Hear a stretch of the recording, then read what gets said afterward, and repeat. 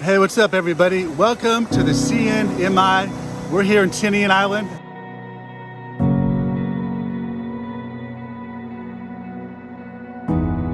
Welcome to Tinian.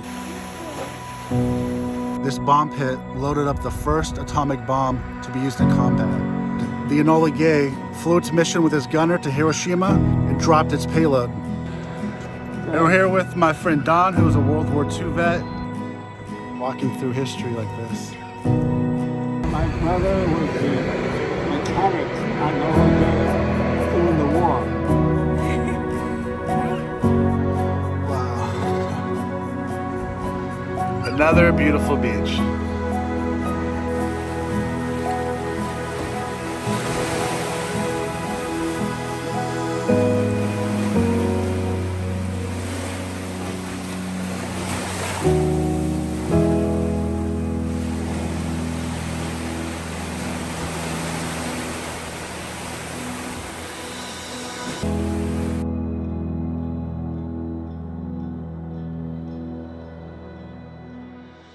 There's only one way to Tinian. It's through Star Mariana Airlines on a small airplane just like this. Bommy's scared to fly and I didn't tell her the size of the airplane. So I'm definitely watching her to make sure she doesn't bolt back to the car. I told her it would be okay. She looks like she's handling it just fine. On a plane this small, they weigh everything, so they seat you according to your weight. I can tell Bommy's getting nervous, but she seems to be doing okay. And we have liftoff. Light speed to indoor. This flight's only 15 minutes. Tinian's real close.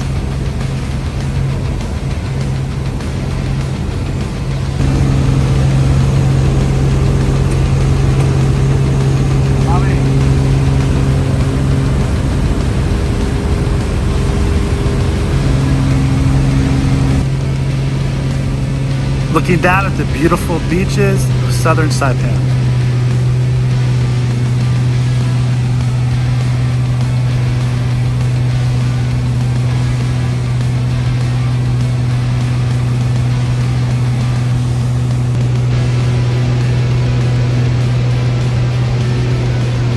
Just that quick, we're over the north of Tinian. You can see its beautiful waters as well.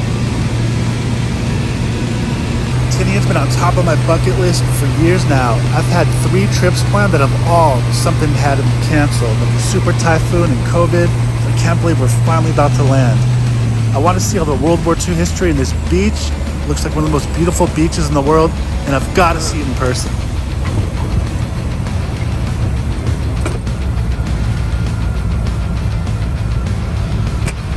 Another happy landing. So we're officially here, and it looks like Bommy did great. First order of business, get the rental car, drop our stuff at the hotel, and head to that beach I was just telling you about. Welcome to Tinian. This is it. We finally made it.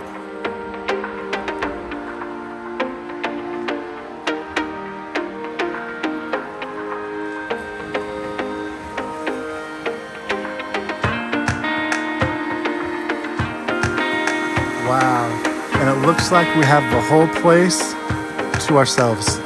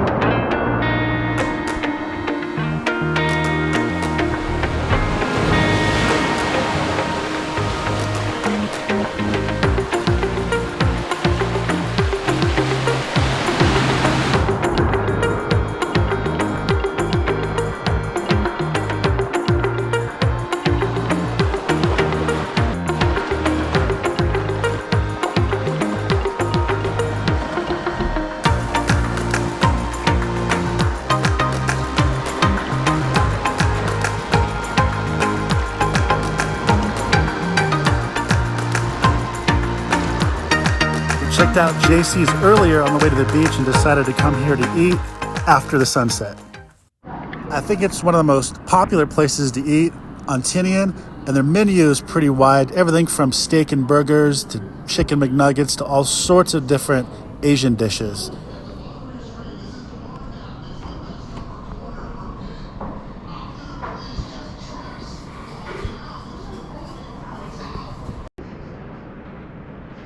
We decided to try a few things like this fried calamari, and then of course the stir-fried spicy pork, a side of rice, and then some nachos as well. Okay, it's been a couple days. Bobby and I were hanging out at the beach, but for one of the main reasons while we're here is to go check out Northfield. There's plenty of cool stuff on the way, so I'll explain as we go. You can feel the weeds in the middle hitting the bottom of the car. Northfield, which is an airfield, is about 10 miles away, but I found this on the left-hand side. Here's a sign explaining of unexploded ordnances to be careful if you find live munitions while checking stuff out in the island. And yeah, people are still finding stuff till this day. I guess I'll go have a look. In the middle of the jungle here. Let's walk down this path and see if we could find anything.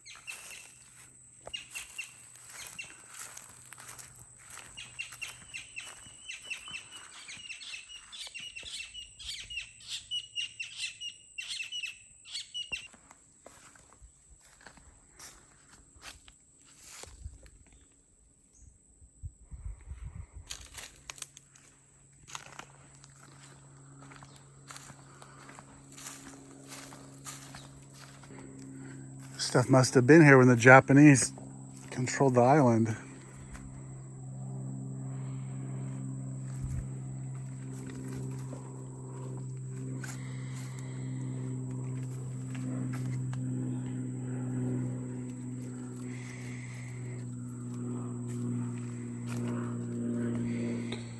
Looks like it's just held together by the wire inside the concrete now.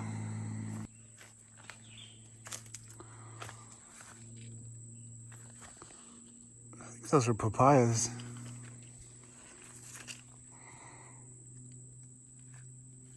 So you can tell that's the fence and the fallen sections of it around this shrine or monument. So I'm guessing this was a sacred place for the Japanese on their time when they lived here in Tinian. But wow, how cool, right? Walking through history like this.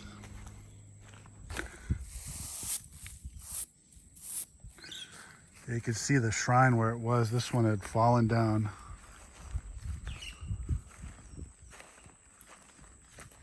A couple miles down the road, we ran into this American memorial. Let's go check it out. But of course, it's for the Battle of Tinian, which took place in 1944 from July 24th to August 1st. To those who visit this monument, bestow a moment of prayer and kindly place water offerings for the people that bled on this island for their country, after knowing of the people's sacrifice. After the Battle of Saipan, and only 3 nautical miles south of Saipan, lies here Tinian, which held 9,000 Japanese soldiers and was a threat to the U.S. Armed Forces. They knew they must take Tinian as well. Tinian was regarded as one of the best executed amphibious operations of the entire war. 15,614 U.S. soldiers landed here to take the island out of Japanese hands. The airfield here was the largest in the Marianas and played a vital role in the war. Lila Wadi, Bami. I found one for you. 290 American soldiers died here and over 5,700 Japanese. This road seems so long and we've been the only car on it the whole time. It's crazy how there's nobody else around. But yeah, we're heading north still towards the airfield, Northfield, but there's still some other cool stuff to check out along the way. Another sign warning for unexploded munitions. To this day, people are still getting hurt or even killed from running into these things. Okay, the north airfield's to the left, but we gotta go check out the blowhole really quick. Now these islands are so cool because it's exploring museums and history right in the middle of paradise.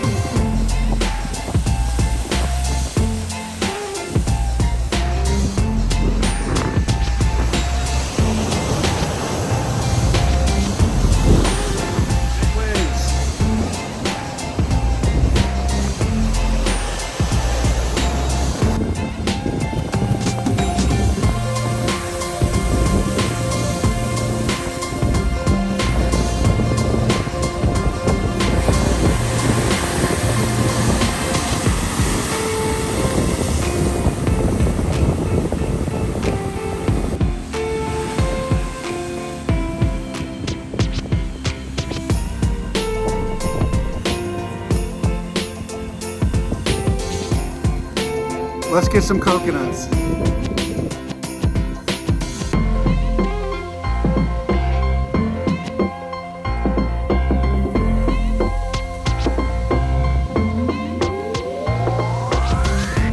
Bami's on the job.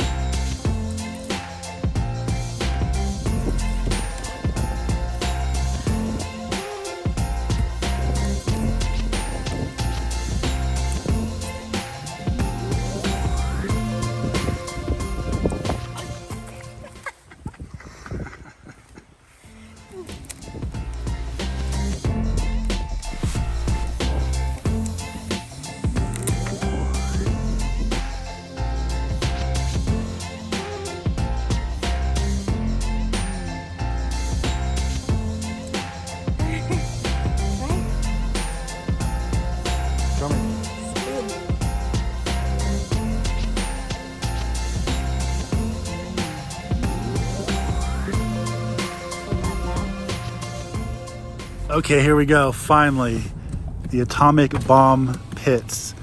That's the highlight of the trip. We're going to see where the atomic bombs were loaded on the airplanes that went and dropped nuclear bombs on Japan in World War II.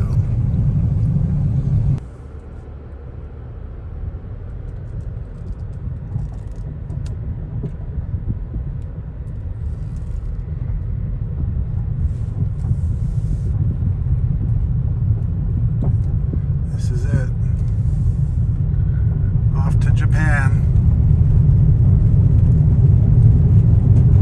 In a car. Crazy, we're driving on runway Able. Same runway the Enola Gay took off on to go bomb Hiroshima and Nagasaki. And then we're driving on it in a Toyota. Isn't that ironic?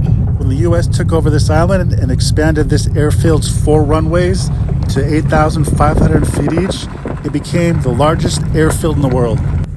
The airfield, with its super long runways, supported 265 B-29 super fortresses.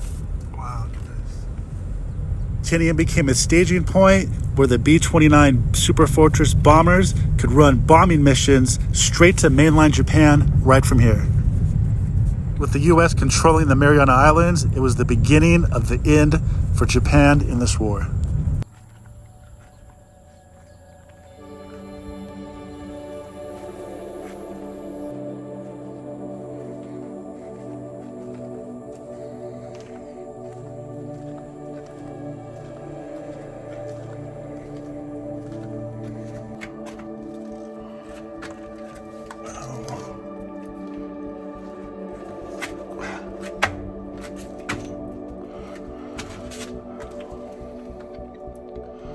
Wow. Maybe that's where they would all sit. But cool, I'm just kind of worried about an animal hiding in here. A crazy spider bites my toe. I don't think there's snakes here, Tinian. So that's good. The camera's a lot lighter than it is in the eyes. Spider webs are in here.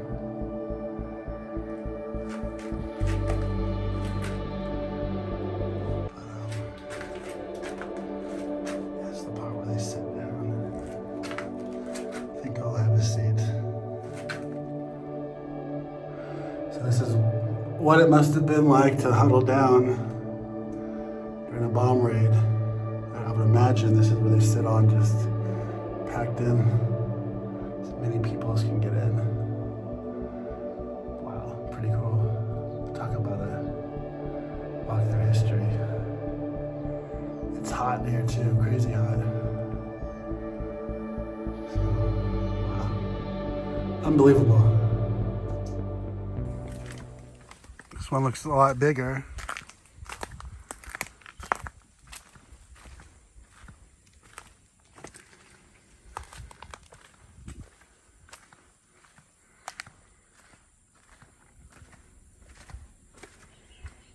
Crazy locks on this thing, huh?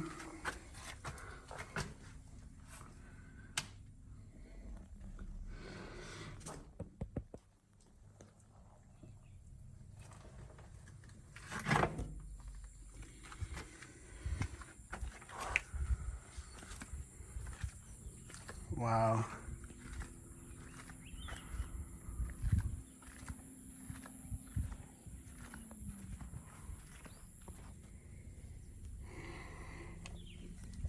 This one's sealed.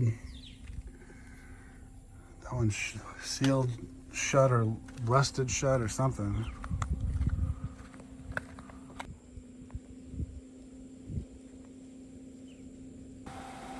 Yeah, this place is huge, and then look, there's nobody around. It's just us here.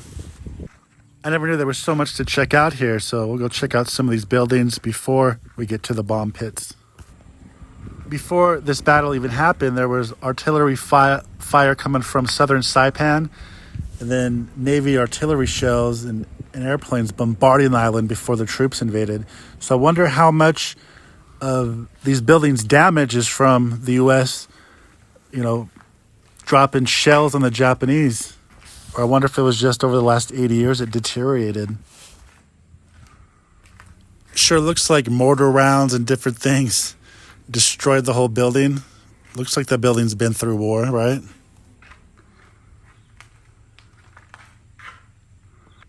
You can imagine in 1945 or whatever that this airfield was also the busiest in the world, just launching missions, war missions, day and night. This airfield is probably one of the most historic bases in the whole Air Force. When the battle here started, the U.S. troops faked the invasion from the south, but actually came in and landed to the north, not far from here. The whole island was taken in about 8 days, but about day 3 into it, the engineers were taking the Japanese 4,000-foot runways and expanding them to 8,500 feet so we can bring the B-29s in. They were even doing this construction under enemy fire. Yeah, you could see how the jungle is just overtaking this whole place, but they're going to try and start a restoration project soon, get it back to its former glory.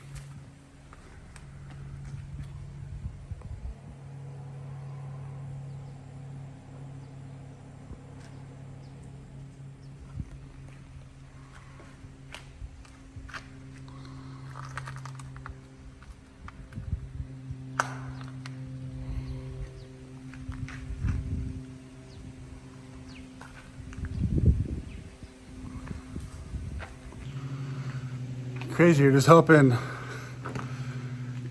the floor doesn't collapse and you're walking on it, or the ceiling. I'm sure this building's super dangerous to be walking around, I would imagine.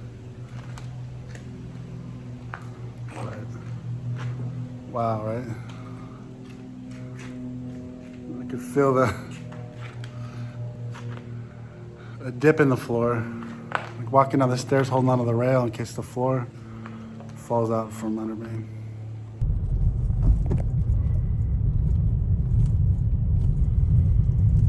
Bomb pits.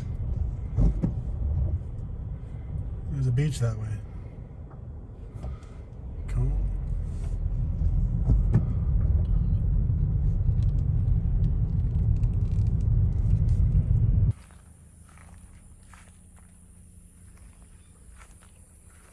Let's go check this out really quick.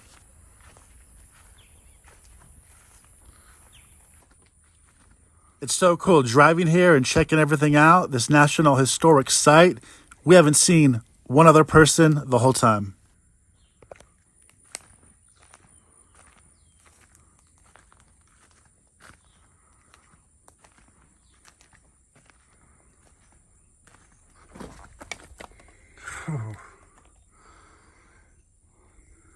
That scared the heck out of me.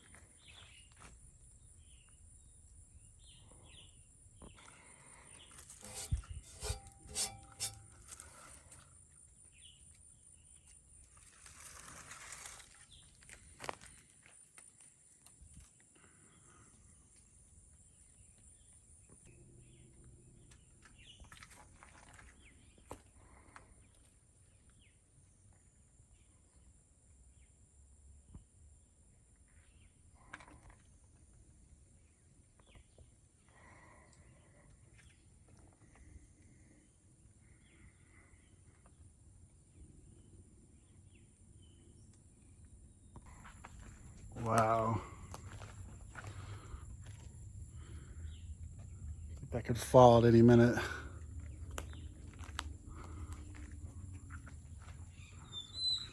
Just every windowsill is covered in spider webs. Spiders up here, multiple webs.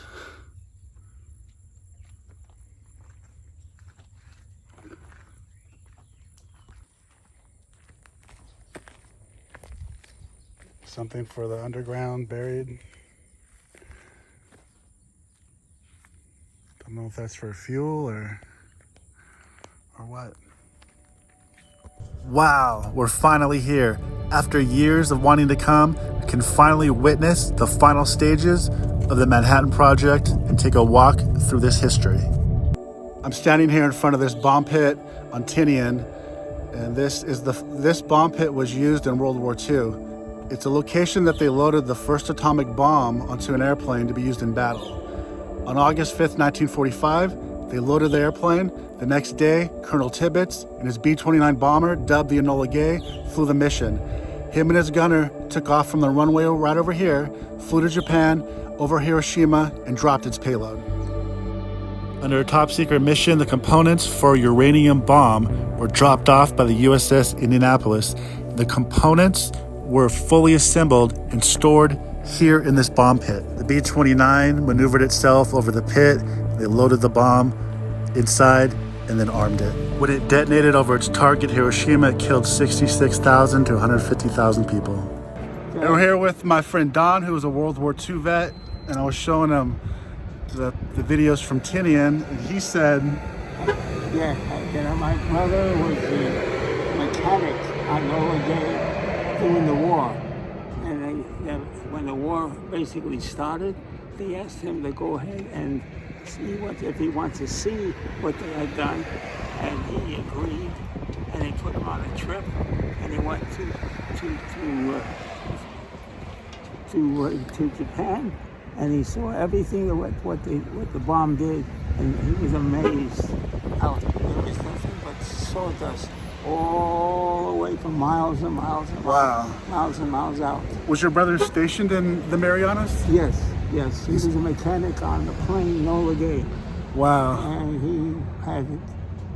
he'd been doing this kind of work ever since he started with the business, but not with the B-29s. He had other planes, and B-29s came along, and that's what they asked him to come along and do that work, which was Nola Gay. Wow. Piece of history right here. History. You bet. Thanks for sharing your story. Appreciate you, Don. Thank you. Appreciate it. On its way home, the USS Indianapolis was struck by 2 Japanese torpedoes. The ship sunk, taking 300 men down with it and leaving 900 men at sea for 4 days all alone. It was a top secret mission, so nobody knew they were there, and many of them were eaten alive by sharks. Out of 1,200 sailors, only 316 survived. Look across the way, right over there. This is pit number 2, where the second nuclear bomb was loaded on a B-29 piloted by Major Charles W. Sweeney. It took off on August 9th, 1945 towards Japan. Its target, Nagasaki. It dropped its payload, and then on August 10th, 1945, the Emperor of Japan surrendered. The plutonium bomb, dubbed Fat Man, was dropped over Nagasaki, killing at least 60 to 80,000 people. The day after, the Japanese declared their intention to surrender, but the official surrender wasn't until September 2nd. Out of the total 250,000 estimated dead, most were civilians.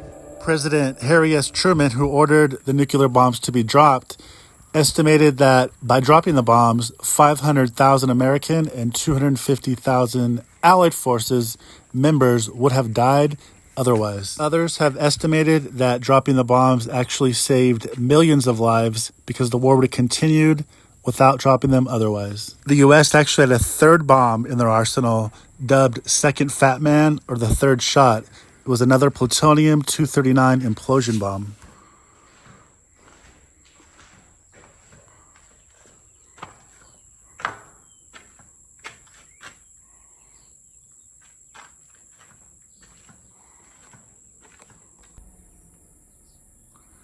Look at all these spiders just blocking the doorway.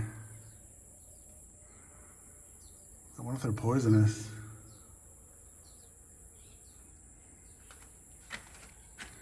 Looks like there's nothing in there anyway.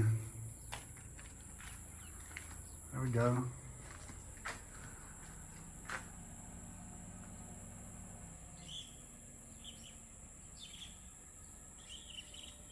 We were always taught in school that the dropping of the bombs was a good thing, but the International Court said dropping of the atomic bombs on Hiroshima and Nagasaki were violations of the laws and customs of war because the attacks did not distinguish between military and civilian targets and inflicted unnecessary damage. Okay, we saw everything at the airfield, and just driving back, check out these caves, which I must have missed on the way here. When the U.S. took over the island, there was many Japanese that were hiding out in the jungle and the caves for months after the actual battle ended. Can't read it. All the information is beat up by the weather and you can't read any of it anymore. But let's go see if we can't find some hideout caves really quick. Back to the subject about the atomic bombing though. I'm not so sure the atomic bomb actually caused the surrender. doing some homework about the subject, I found out some things I never heard before. Oh, shit.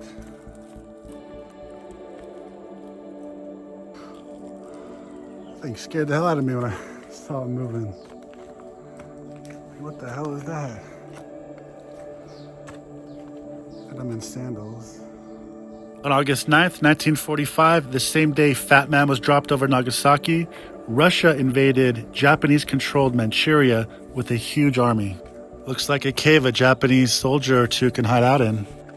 But the emperor, realizing the Russians were invading from the north and the Americans from the south, he opted to surrender to the Americans because there would have been much more preferable treatment than if he had surrendered to the Russians. Japan losing the war was inevitable. So the question is, did the atomic bombs really need to be dropped, killing all those people? Put your comments below. I hear like a bunch of animals too. It's crazy.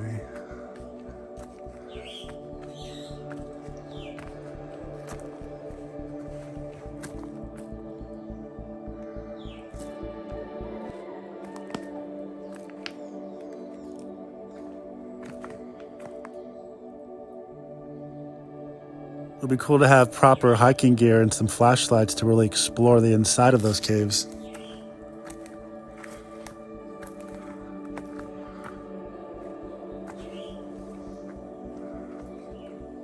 God, should I go further?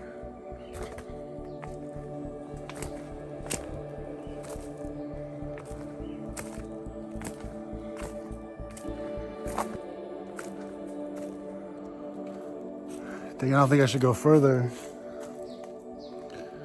It's already getting kind of dark. Right? And I'm alone.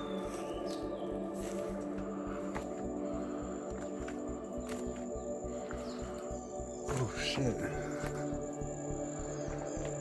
Spider webs. Finally back into town. It's time to get some gasoline. Check out the gas prices here in Tinian. $7.11 per gallon.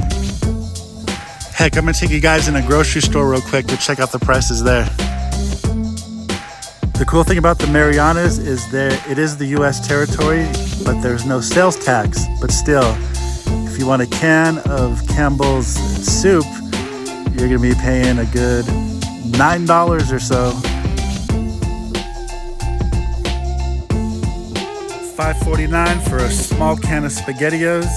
That's usually 99 cents at the local Walmart. Then we got peanut butter at $10 for a thing of peanut butter. $6.50 almost for a bottle of sriracha. Man, I thought prices were higher on the mainland. $16.05 for a small pack of chicken breast. If I ever moved here, I would go to my local Walmart first and pack my bags before I came. This is one of the most photographed places in the Marianas. This is the Tinian Bell Tower. It's a landmark and has stood for over 100 years. It's the only portion left over from the San Jose Catholic Church that survived the war and all the different typhoons that come over the years. Now we're at the archaeological site for the mythological chief Taga. The House of Taga dates back to about 3,500 years, where it's a bunch of laddie stones. You can see them standing 15 feet tall, the last one still standing tall in the center, which is pretty much, they are used for the supports or the foundation of a house made of them, and then with wood and straw to complete the rest of the home. Laddie stones are definitely ancient and current culture of the Chamorro people. They also believe that they have a healing aspect to them as well. You can see the capstone and then also the long shaft stones as well. They've all been toppled over except that one. Mainly people think because of all the earthquakes over the last 3,500 years.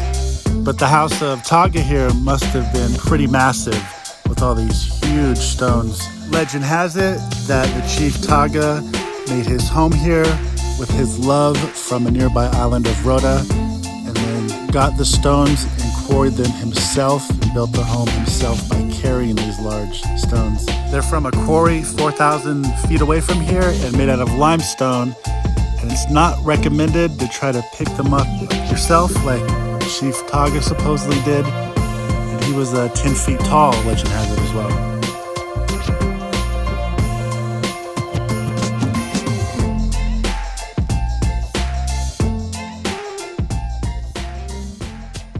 Laddie stones are very unique as well.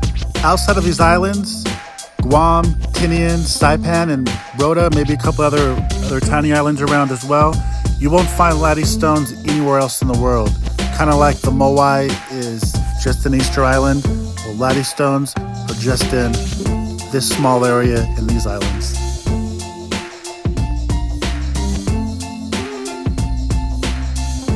Uniquely Chamorro culture for sure. And right across the street from the House of Taga, here we find more evidence from the war.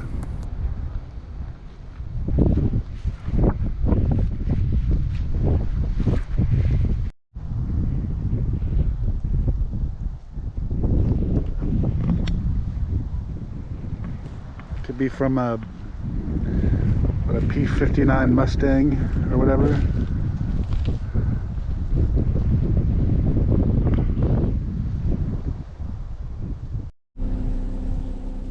We're heading to the south of the island, but just turned off the main road and then found this incredible piece of land overlooking the ocean with this house that has just the most incredible views and all the trees, banana trees, palm trees. Just how spectacular. So I figured we'd have a little look before we continue on.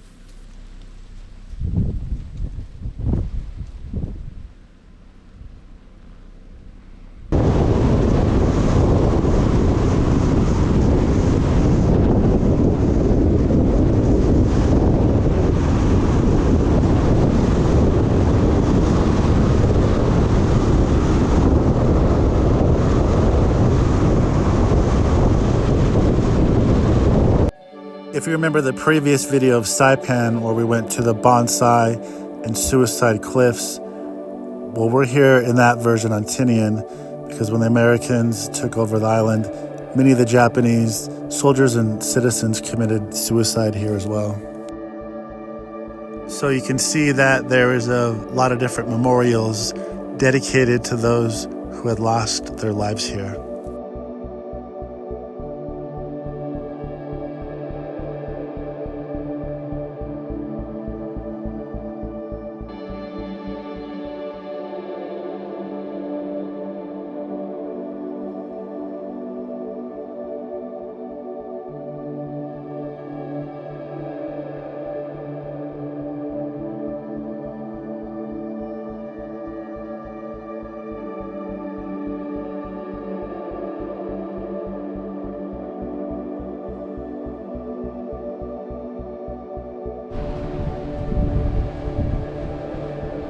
And then, of course, I think this is the point where many of them had jumped from.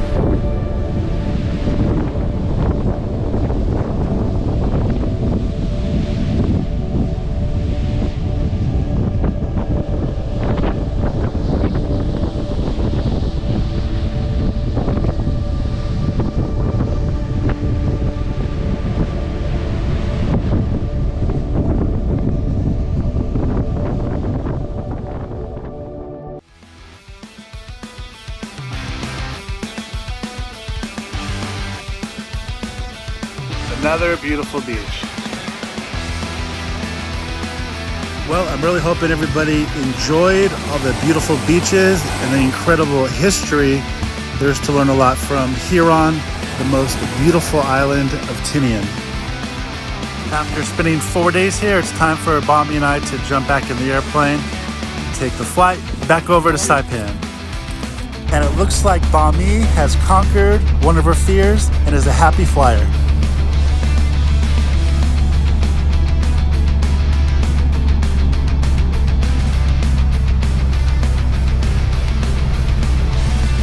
That road down there is that long road we drove out to get to the airfield to go check out the bomb pits. And I know there's probably so much that we miss seeing here. If I ever got the chance to come back again, I definitely would make that happen. Mommy and I get to go back to Saipan for another couple of days, so I'm really excited about that. And then we're gonna take off to Guam and go check out some more of the sites over there as well.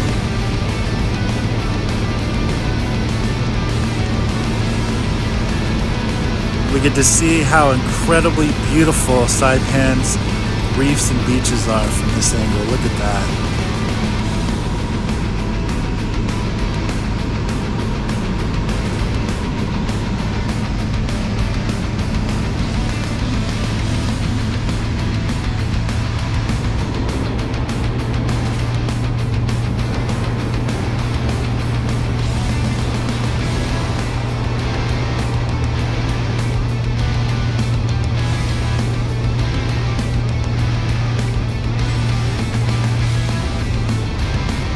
Don't forget to check out the next video that we're gonna do in Guam. But if you didn't see the Saipan one, here it is on the screen, and another one you may not have seen, but it looks like another happy landing. We made it back safe, and we'll see you guys on the next one.